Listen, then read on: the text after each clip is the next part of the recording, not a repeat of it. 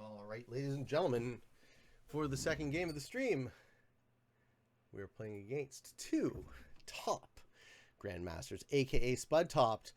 Grandmaster rank 23 on the world leaderboard. The host of the Risk Legends tournament. Sign up are open on the Potato Paradise server. I'm going to link Spud's server and the sign up link to the new tournament. Everyone asking me, "Hey Pete, how do I get into a new tournament?" Signups are open now. It's going to be free for all. It's going to be open to all. There is prize money on the line. Spud would love to have you. I would love to as well. Playing as Green with General Coomer 1224, ranked as Grandmaster 4,955. This is my boy Carter, a true gentleman. 304 hours played, 147 to 328. The man who needs no introduction, Zareki, ranked number 1 on the world leaderboard from Croatia, 892 hours played, 4,159 to 491. We have General Quatch playing as Black from the United Kingdom, ranked top 500 Grandmaster, 428 on the world leaderboard. This is going to be a great game. And finally, the Ash 2 Dash flying the flag of Cambodia, ranked as a Grandmaster, 2050, 378 hours, 416 to 418, just a slight losing record.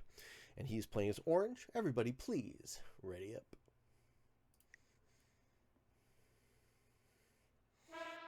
All right.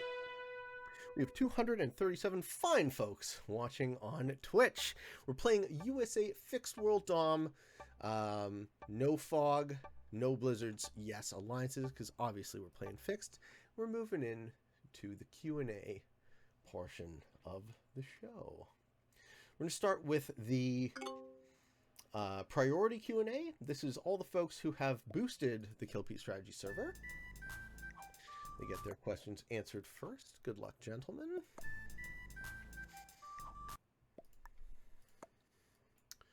Okay. Well, I have a really strong start for the New York position.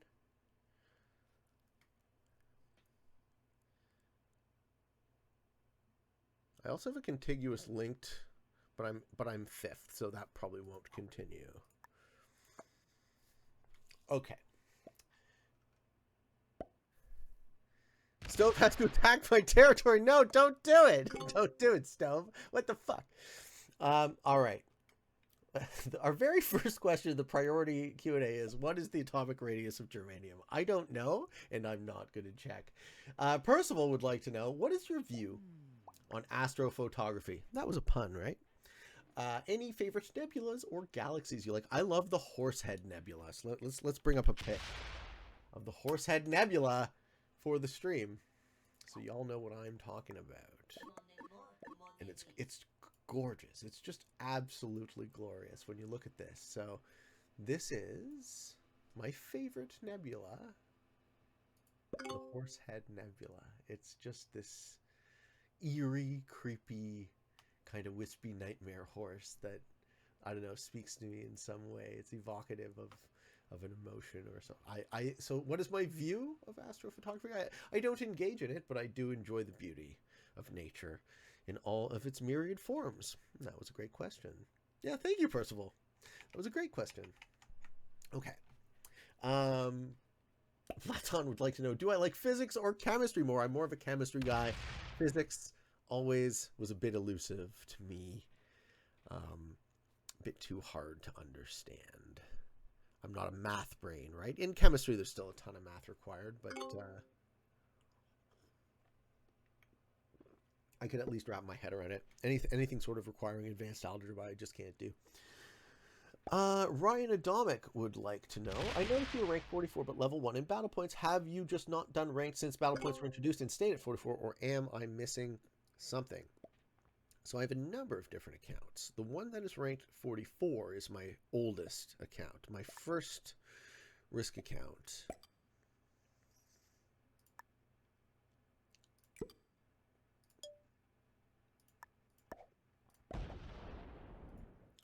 Stoke says he needs to attack my territory. I'm aware. You told me that already, though. You told me that.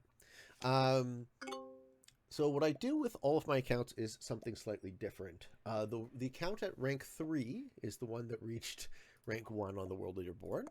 I'm not interested in increasing the rank threshold, so I'm not trying to compete with Zerky to push the threshold up. And were I to win a single game, I would be in second place over Phil, but I have no interest in doing that either. I think Risky Phil, it is an honor for him to sit above me on the leaderboard.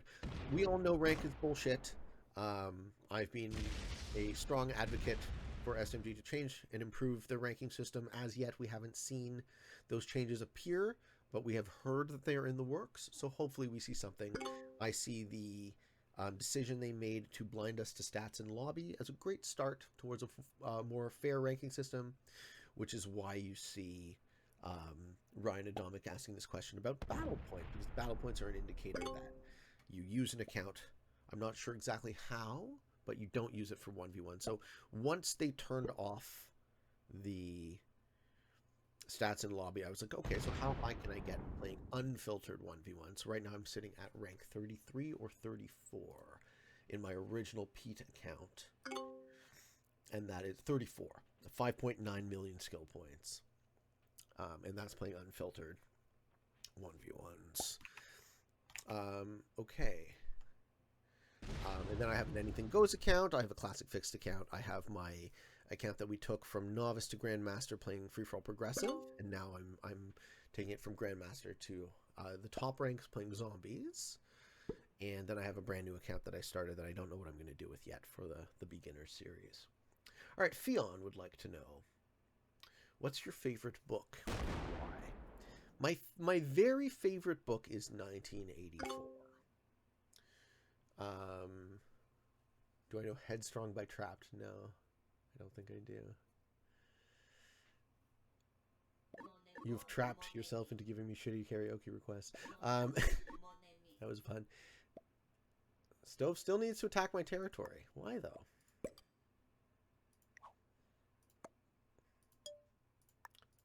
But why, though?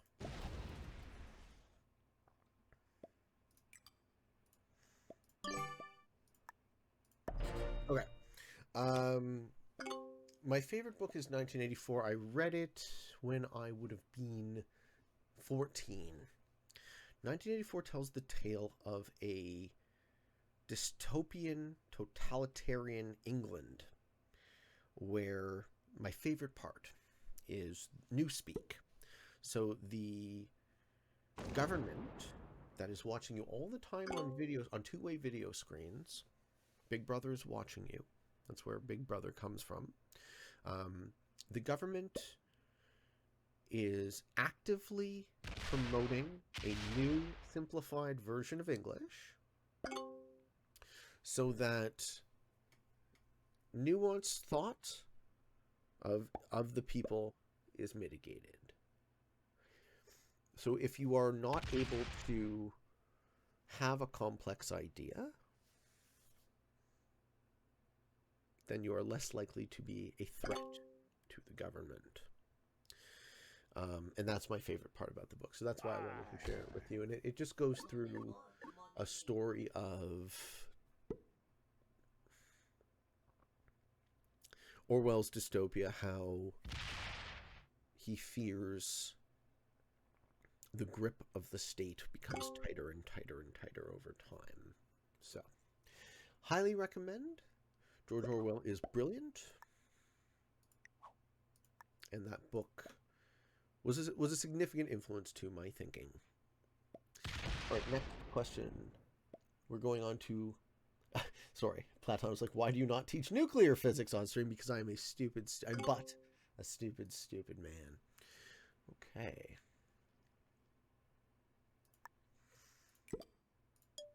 Stove still to attack my territory. I'm going to give Orange a road out. And the bonus, I'm obviously trying to take. All right, so where do we get the questions from last week?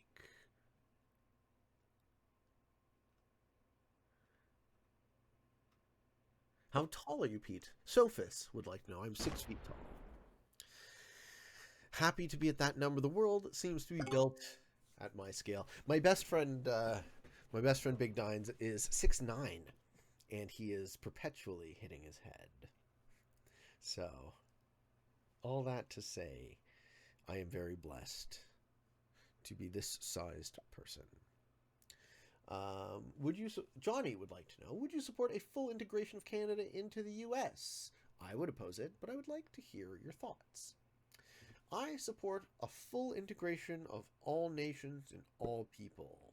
So whatever intermediate steps that would necessarily take, I would think that it would be a good thing for that to occur. I would support it as long as it made sense, as long as everyone was enfranchised, everyone got to choose, everyone got to feel empowered, and so on.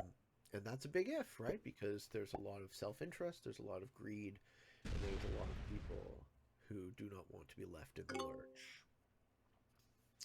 Genius would like to know, do you believe a larger emphasis on, mainly Western countries, learning languages would cause less hatred? I always thought that one of the biggest causes of hate is a lack of understanding. My perspective on hate is perhaps colored by the absence of it in my life. I don't really get it. I don't experience hate. So the word isn't particularly meaningful to me.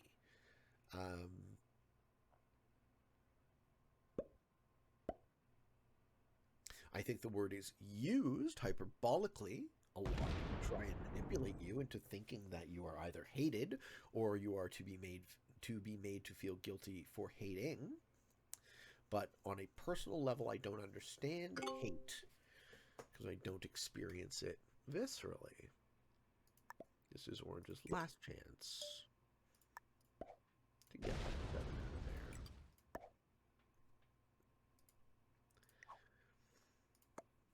Good luck.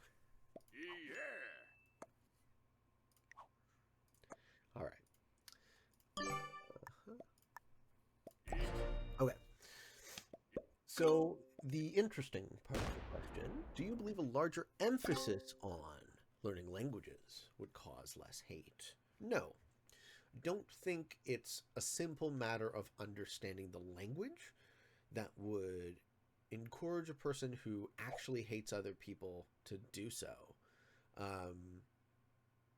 If you are so broken mentally that you hate other people for any reason, I don't think you're really in a receptive state to understand them. So learning their language would not. You get a kill. Dirk makes a kill. GG Carter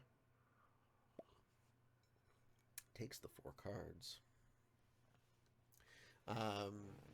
Yeah, I don't think a person who is able and willing to hate another person is looking to understand them at all. So no.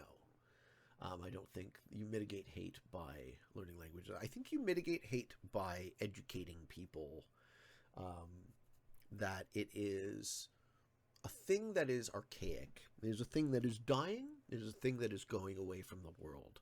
By reminding us that people are people, by reminding us that we are all love and we are all connected, and by stopping paying too much attention on this false divisive rhetoric around people hating other people. That's my answer. Whenever you look at a narrative, ask yourself, is this narrative divisive? Is the goal, or is the outcome, or both, of the rhetoric that is occurring to unite or to divide people? And if it is to divide people, then that is not something I support. We are all humans. We all share the same birthright. And I believe we are all connected in ways that we can't fully appreciate. So talking about us being different than each other is ridiculous. And I'm only interested in talking about how we can bring us together, as opposed to ways in which we are different. Thank you for bringing out that little spiel in me, Genius. I appreciate it. It is one of my larger messages. And seeing as how I probably don't spread it enough, the message is We are all one. We are all love. And we should stop dividing ourselves and identifying as this or that, and we should focus our energy on what brings us together. Yuji would like to know, how do you stop comfort from destroying your life? What a great question.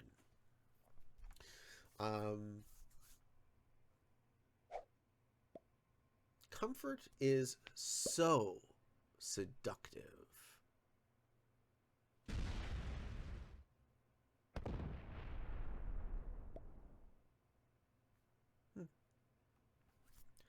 Comfort is so seductive. It's like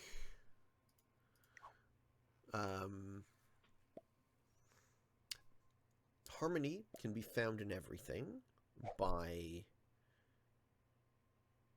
Maybe not found. Harmony can be sought. Harmony is more of a process than it is a destination.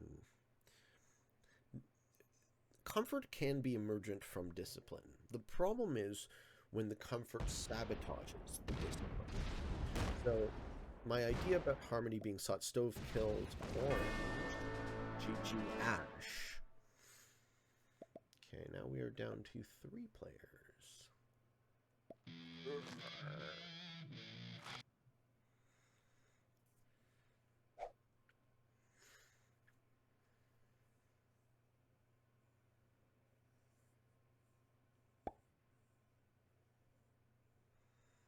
Turns out this game does take some of my attention.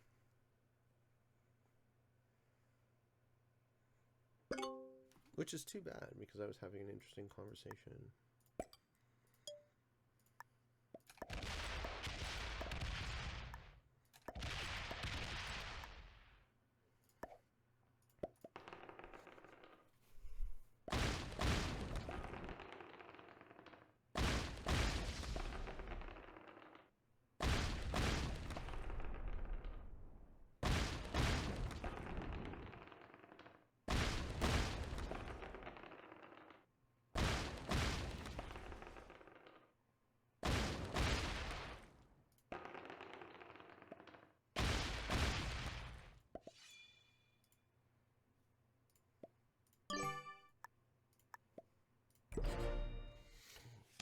Yeah, so when we are too comfortable, we can wallow in it, and then we can find ennui in this abundance that we enjoy, right? The world being so abundant today leaves us in this, I would say, necessary ennui, right? Meaning and purpose is so elusive for people to discover.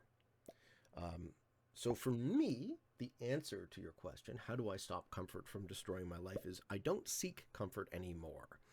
I have found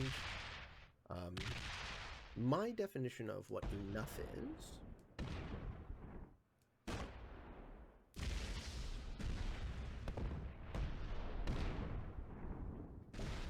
GG. And that is good enough for me, right? That is my definition of that. So I have my material needs are met. And then the question is, okay, yay, you're successful. So now what, right? Now where do we take it?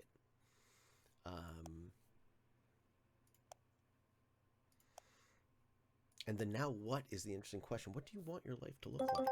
What do you want to do with it? What do you want to accomplish? What do you want to achieve? What do you want people to say about you after you're dead? Do you care at all? You don't have to. Oh my goodness gracious, everybody, please, ready, up. Reginald Gage, hi. Would you like to answer some of the Q&A questions?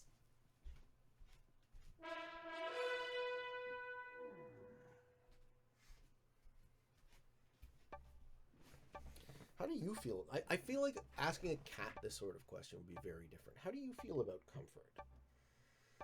I notice you sleep something like 20 hours of your life. That must be comfortable. Did you not ready up? Oh my goodness. Oh my goodness. We got to get you back in there. We got to get you back in there with the ready, please. Let's make sure everyone gets in the game who was in the game. Parzival, Mary Jane, Fonty, and Platon, okay? We need to get that ready, though. I don't want to play.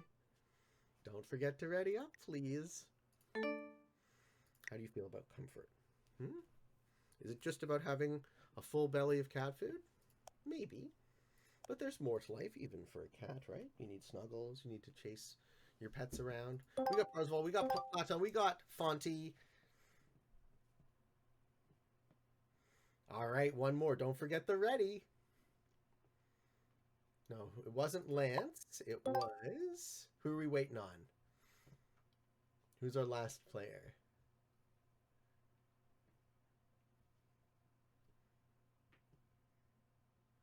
Go back and check my memory. It was Mary Jane, right?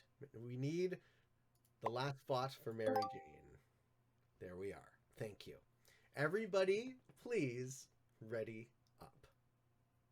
Okay. There's a balance. There's harmony to be sought.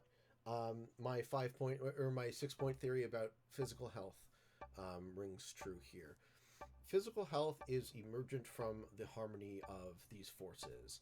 There's strength, there's endurance, your heart health, there's balance and flexibility, there's diet, there's sleep, and there's meditation. You can't forget your mind as being an integrated element of your physical health. Great question. Thank you, UG. All right. Dictator Dodds would like to know, does pineapple belong on pizza? I have a love-hate relationship with pineapple on pizza. More recently, love. So the sweet and salty thing is always a big question for people. But I think I enjoy it.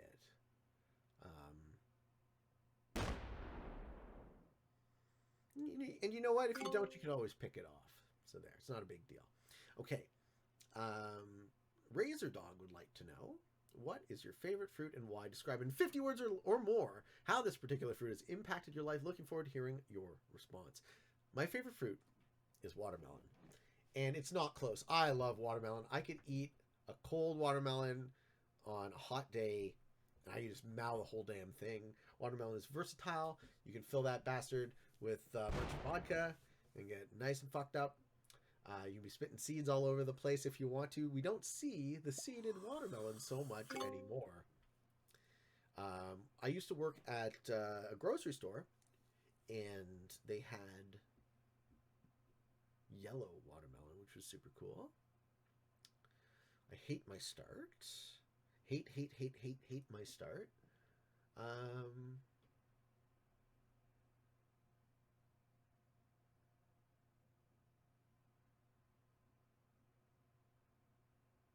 Yeah, I don't know what to do with this.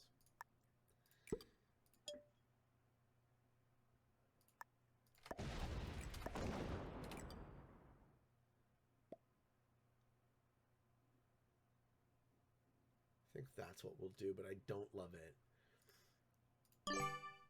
Yeah, there's yellow watermelon. That was really delicious. I like the middle part myself, right? The sweetest little... I also like watermelon when it's cold. I like watermelon when it is a little bit al dente. It gets too soft, then it's not there. But yeah, that's my answer.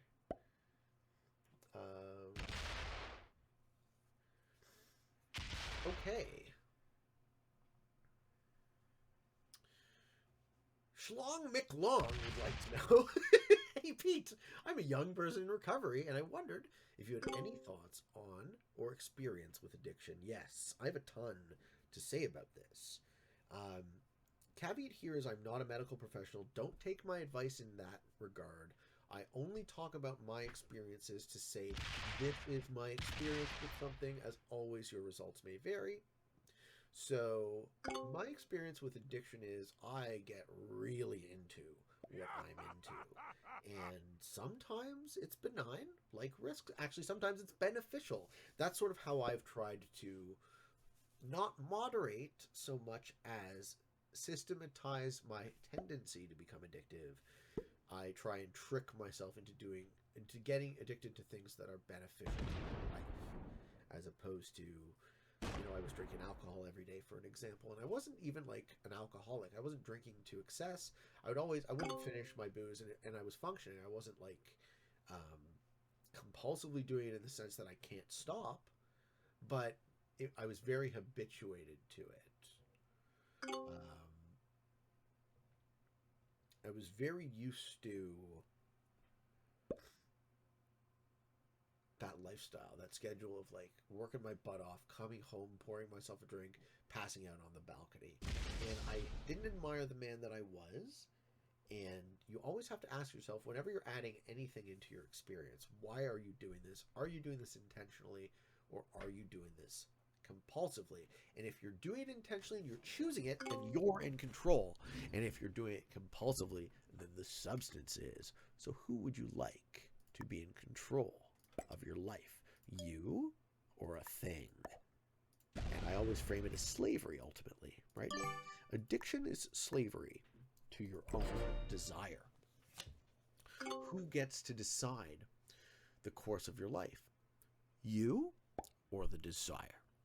And then my last point that I'll say on this topic, because I could probably talk about it forever, but it would be better in a conversation than a Q&A, is I suffered from lifelong depression, probably dysthymia, never diagnosed, and my conclusion that it was likely addictive was a bit of an eye-opener. I've experienced ayahuasca a number of times, and grandmother showed me the way I was thinking about it, right? Oh, poor me. I suffer from this. The victimhood, the idea that I should feel a certain way, but I do feel this other way, like, oh, poor me. No, dude, you're ridiculous. Your life is great. Why do you hate yourself? Well, figure it out. And then as soon as I was posed that question by a friend, I went on this path of understanding better why I hated myself. That, first of all, that it was true that I did. Second of all, that I did not, in fact, wish it.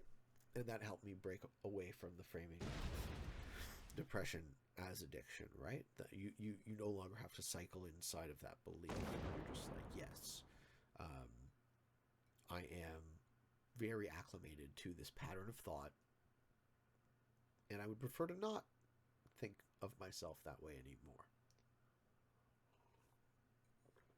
All right, let's see if we can get a good snag this turn. And also, as a young person in recovery, so your mileage may vary, holds very true to this as well. If you're in recovery, it may be the case that you just can't moderate. I've always been generally successful with moderation. There's a couple of things that I can't. Like, I'm lousy with food. My approach to moderating food is I just work out more. I'm lousy with other sorts of hedonistic things that I might enjoy a bit too much.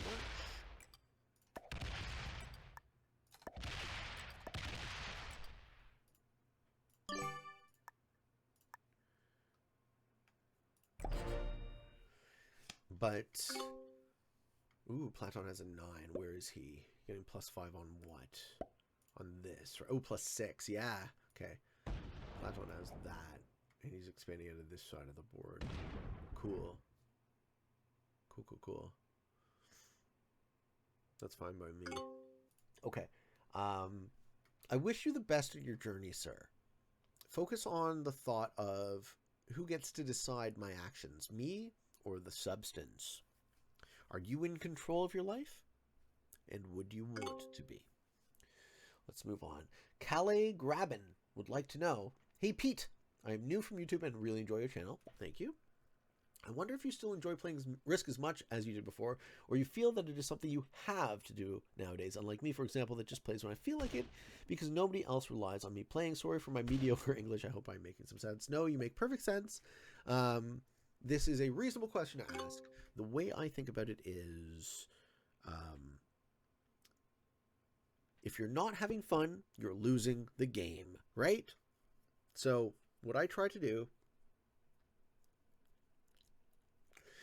And what I try to give you as the viewer with my energy is I try to say,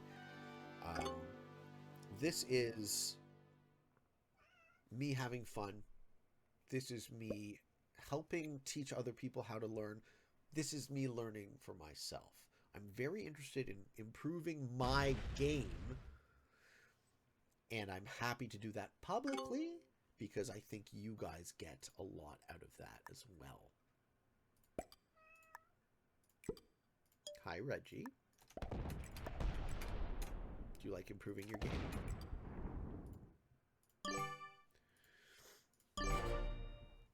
He's just sitting on the mat. Look at this guy.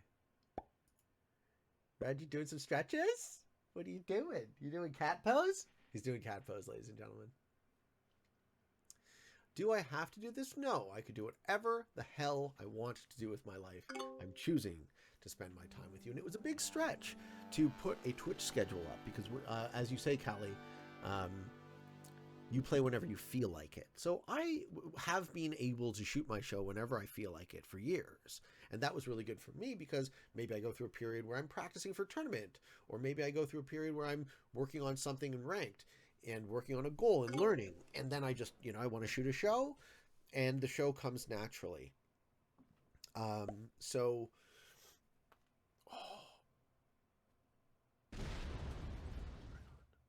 right on. So for me, having to agree to a schedule means that I'm now taking this more seriously. I'm kind of approaching the Risk video production as a job as well. I might try to apply my business acumen to it. But the way my hobbies and my jobs have always been, because I've always been self-employed, is I get to explore my creativity. I get to do whatever the hell I want. And I get time freedom. So I'm choosing this schedule. GG! Becky with the good hair eliminated. GG.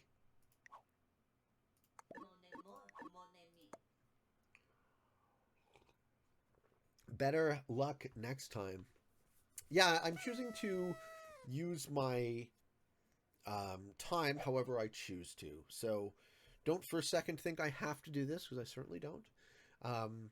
But I love you guys. And it seems to me the more I give, the more I get.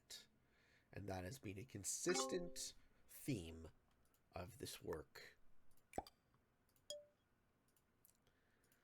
So why would I want to stop now? Why wouldn't I want to shine as brightly as I could and keep giving and seeing the amazing response from you guys, right? It's fascinating to build a product that is successful creatively. It is so interesting to me, you can't imagine it. I do not have to do this at all. I love doing this. And I hope that resonates. I hope you guys can see how passionate I am. I hope you guys can feel that I love you and that I'm so grateful for everything that everyone has done for me, for the support, for the kind words, for the learning, and for my ability to find my voice. Thank you. I love you so much, and I hope you know. That's my answer to you, Callie. Good question. Thunderstruck would like to know, what do you think the majority of politicians ignoring the countless human rights violations in China and the companies profiting from them? My answer to you is simple. Politicians are doing exactly what we should expect them to do. They are being selfish and greedy. We should stop electing them. They can't do anything else. We are not selecting these people on any sort of bona fide job requirement, any sort of reason or expertise in governance. We are selecting these people on their ability to be popular, and what a poor selection process it is. We should stop voting for representatives and allow the fact that we live in 2022 and we can vote for what we want. We can represent ourselves because of this magic thing in everyone's pocket. Why would we pay these people to steal from us? Come on, guys. Let's work on a better solution. I've been thinking about the whatever I want to call it, the cell phone party. This idea that, okay, how do we work within the system to get non-representational democracy brought into the forefront a bit more? And I think my solution to this question is, can that be the only place green is? I bet you it is. No, green's there too. Good. Good for green.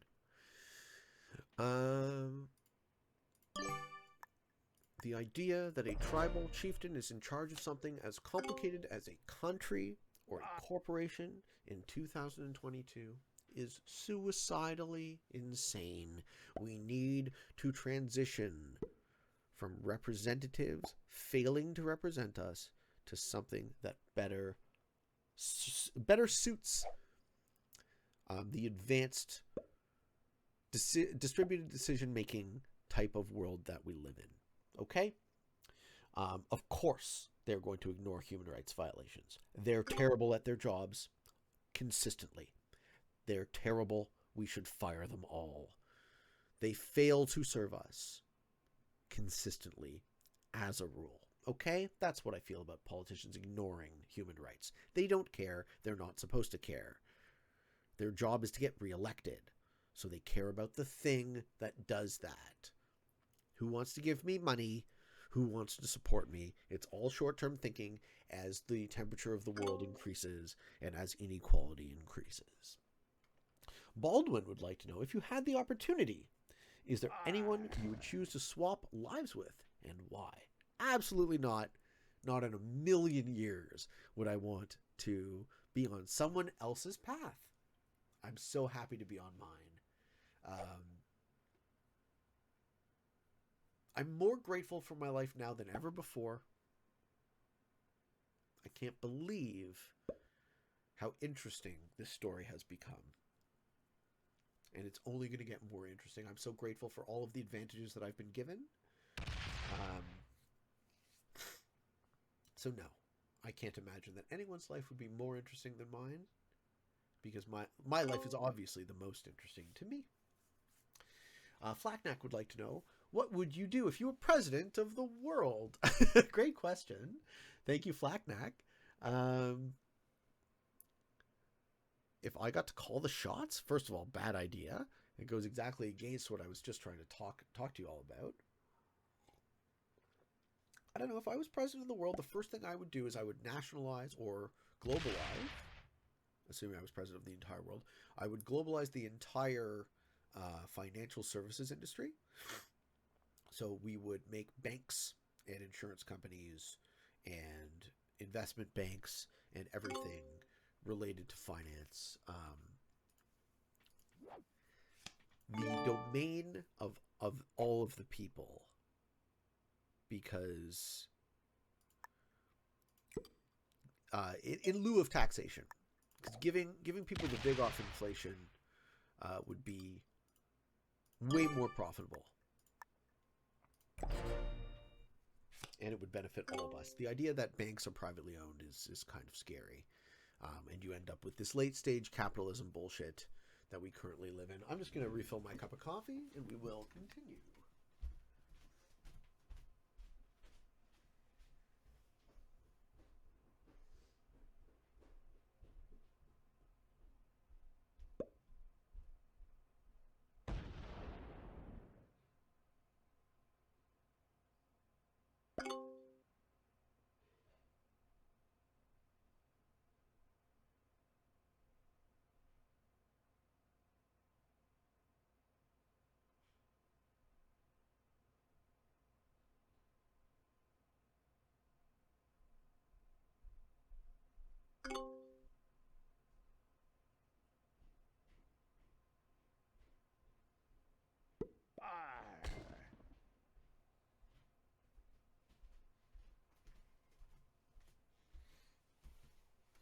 Probably missed a couple of attacks. I guess I'm going to have to bring my coffee machine up to my room.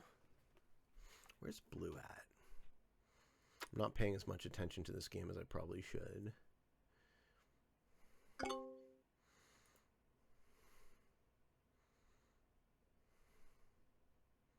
Okay. L Marius ZPM would like to know, if you could spend a week with two people from history, who would they be, and what would you want to discuss with them? I would love to spend a week with Matt Good, who is one of my favorite artists. He's a musician. He's very incisive. I just think he is the cat's meow, so something about that. Need to get a second person on the list. Who else would you pick?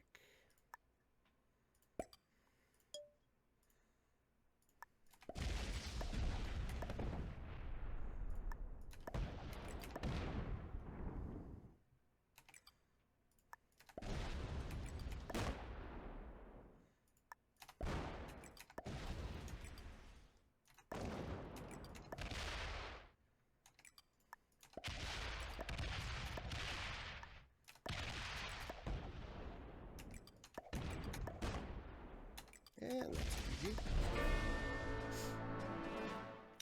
Second time today. Okay. Feeling good about that, ladies and gentlemen. What do we do with this now?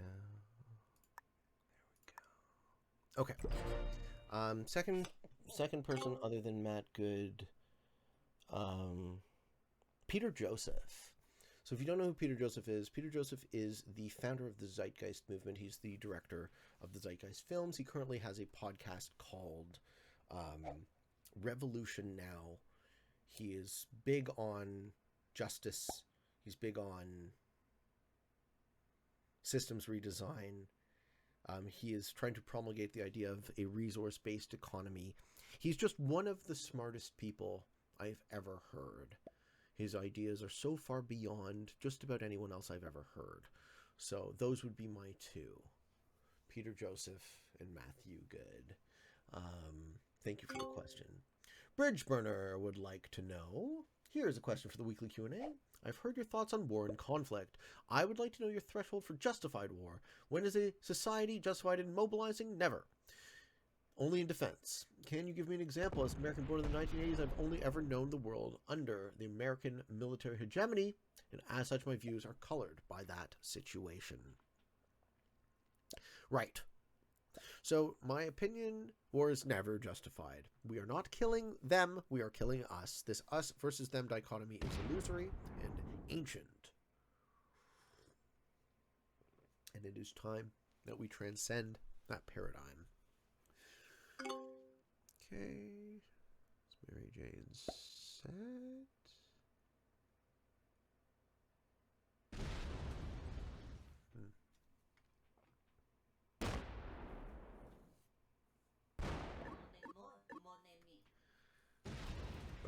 Rough for the old peatman.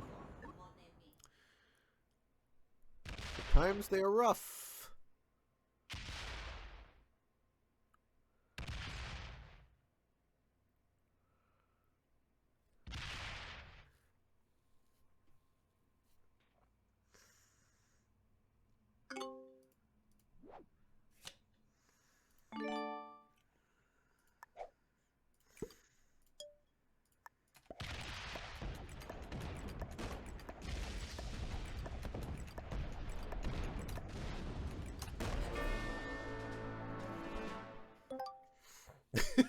I don't understand why people keep hitting me as if I'm not going to do this shit to you.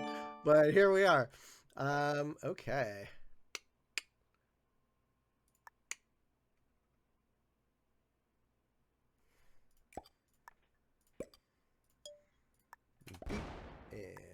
Beat and fill. And there we are. All right. Let's go.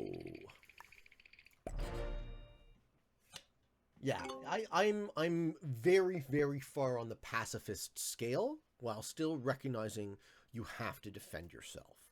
So I never instigate conflict, but I will solve it. I will defend myself, and I will defend myself to attrition, right? If you hit me, I will kill you dead. I won't stop until you're dead. And that's basically the logic, right? I won't start it, I'll finish it. As far as war goes on scale, I really, again, try to preach a message of unity. So let's get away from the idea that there is a them, because we live on one world with all humans. And fighting amongst ourselves at this point seems suicidal. Okay. W1 Pro 9 is here, and he would like to know, "Hi Pete, I'm a 35-year-old who has taken a very conventional route through my professional career. High school, university, working 9 to 5, and I find myself wondering if I could jack it in for a more entrepreneurial and personally rewarding career away from the corporate machine." You could. No idea what it would be.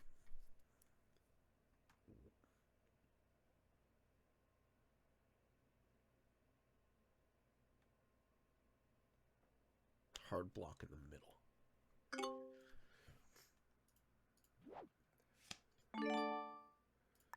Alright, hard block in the middle.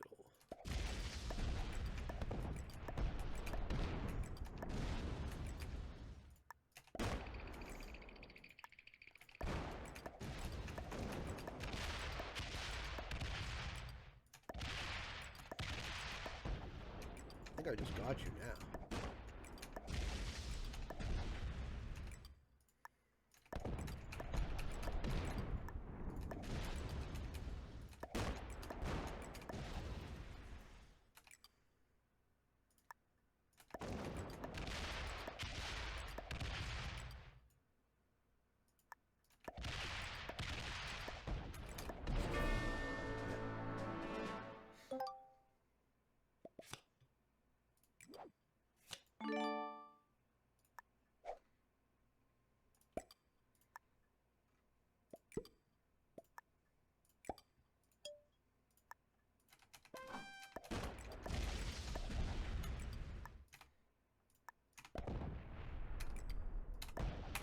GG. No, I'm 3 for 3 on these settings, huh? Feeling good about my chances. Holy fuck. Feeling good. Okay. That was great.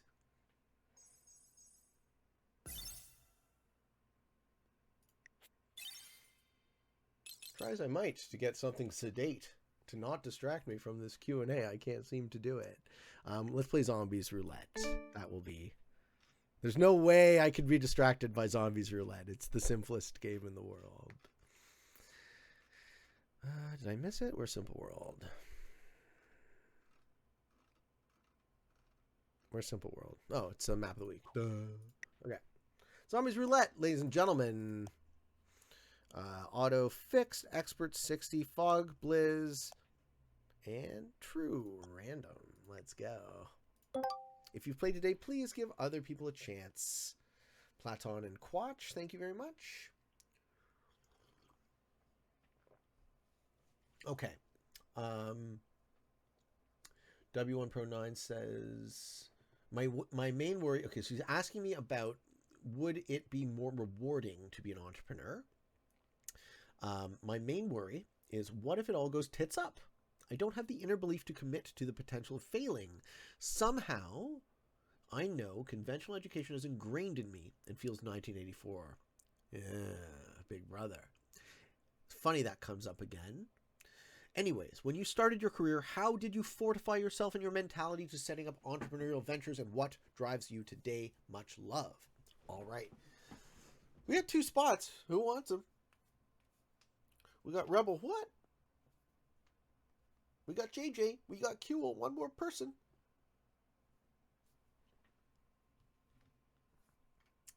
Okay, so my answer to your... There we are. We got Riedel. Let's go. Ready up, please. My answer to you is, I am very entrepreneurial because of my personality type. So I'm much, much happier being at the top of a tiny pyramid than working within an organization. And that suits me. I'm extremely orderly, and I'm reasonably industrious. So my conscientiousness is very high, but I'm also very high openness, which means my intellect and my creativity are fairly high. So when you have both of those, right, you have a conservative dimension and a liberal dimension simultaneously.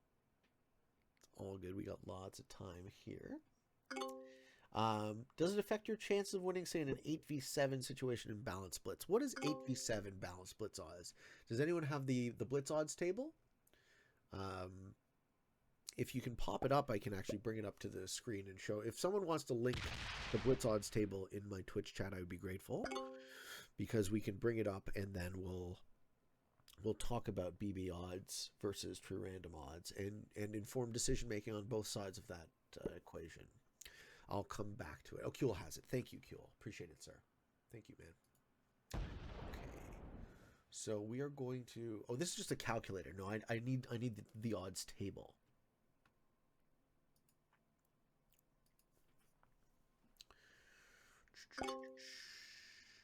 All right. So moving on to the next question we have. Mr. Parlox would like to know, if you can make a speech to a room full of the world's most influential and richest people, what would I say?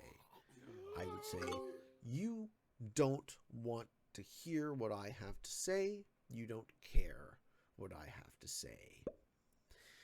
But how shameful, how utterly despicable it is that you would allow human beings to go without food and shelter and water in 2022. So what?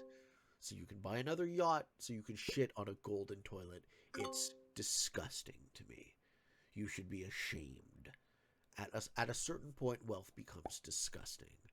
And I can't believe that that is not a value that is shared by all. Because we have been indoctrinated to believe that success in life is material. You should be very impressed by my fancy shit, I guess. Not by the content of my words or the benefit I bring to all. That's what I'd say to them, Parlox. I'd say you should be ashamed of yourself. Fix this. It would be so easy and cheap for you to do this, but instead you keep everyone enslaved. How dare you?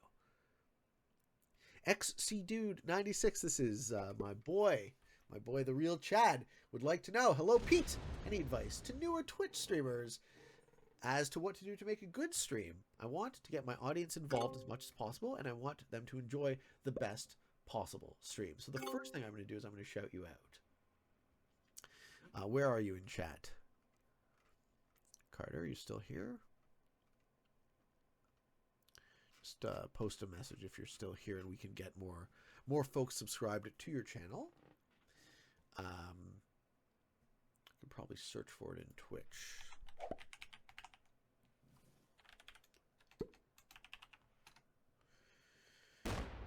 This one. Yes, it is. Okay, so this is my friend, who I'm very happy. If all of you wouldn't mind, give him a follow, please. And he is wondering, advice to newer Twitch streamers, how to get your audience involved, how to make the best possible stream. I don't know a lot of things, and he's asking for a friend. He's asking for himself. Okay. My view on this work is great video game television with a combination of two things: education and entertainment. So the value of my show is, for you, some balance between, is it informative and is it fun to watch? And then that balance is going to be different for everybody. So you could go 100% education, you could go 100% entertainment. For me, I like to lean, I would say, fairly central to that axis. I want my work to be fun and enjoyable to watch, but I also require there to be some learning most of the time. Every once in a while I post a show that's just fuck around, let's have fun. But most of my shows, there is an educational element to it. The next thing I would say about your question is empathize with your viewer. As a person who never consumed this media, it actually kind of gives me a leg up because I don't do any of the trite, stereotypical dancing monkey bullshit that I see a lot of people doing. What I do is what I feel is authentic to me. You're getting a connection with me. You're watching my show. My show has to be fun for me. The great artists makes art for himself first. It's a bit of a selfish process, but empathize with your viewer. What do you think they want to watch? And if you're ever not having fun, this is a big lesson I'm still working on. If you're ever not having fun, turn off the camera. The most important thing you can do for your show, give people what they want to watch, make sure it's fun for you, and be yourself. And being yourself is the easiest thing in the world, right, guys? You don't have to try to be yourself, because you already are. All right. That is it, ladies and gentlemen. That is it for the Q&A portion. That is it for the stream. I'm sorry I'm not able to stick around to watch this fun and stimulating game come to its conclusion, but I am dead. Did I make the semis? I absolutely made the semis. Okay, I'm going to end this video. I'm going to do the karaoke, and then we're going to move on with our day. Ladies and gentlemen, I hope you all enjoyed this stream. I hope you enjoyed this video. I hope you found some of it fun and entertaining, maybe even a little bit educational and informative. If you are interested in getting better at the game of Risk, I invite you to subscribe to my work and come along the ride with me. I love you. I appreciate you. And until next time, for all of you on the path to world domination, good games, good luck. All right.